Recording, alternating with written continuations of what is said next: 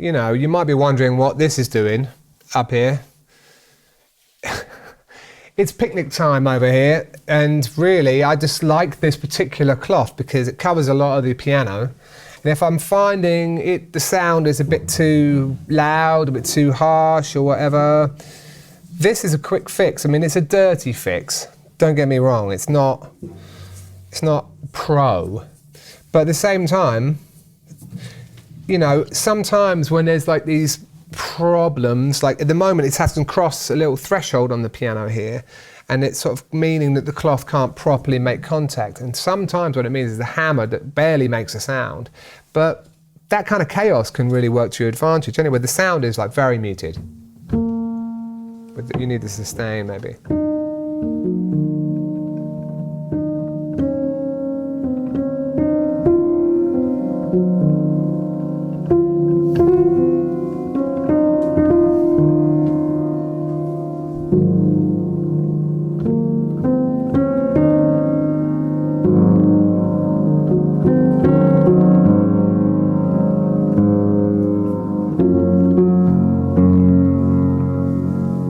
Versus this kind of sound. I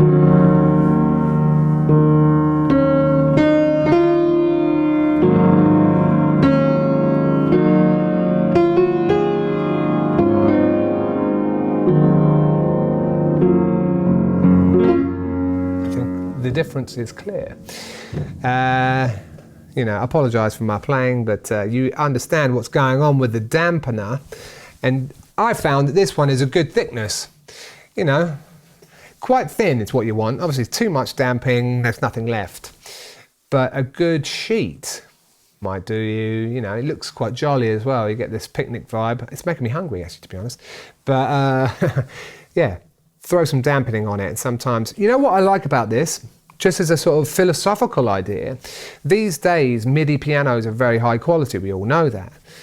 In a way, when I have my microphones here, I've got a couple of KM 256s here. They're good microphones, detailed, small, you know, diaphragm condensers.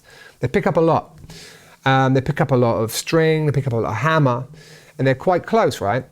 When you put this down, effectively what you're doing is taking a lot of the sound level away, but you're also really accentuating like this noise. You get a lot more of the hammer and the mechanics of the piano relative to the tone.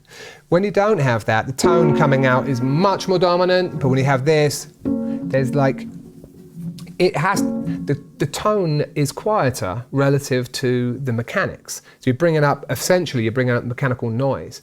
And when you compress that and everything, it makes it a very intimate sound. It's a bit like having the felt on the piano, but this is a bit more, yeah, it's not more drastic, it's just another way of doing it really. I don't have a felt on my piano, otherwise I'd probably use it.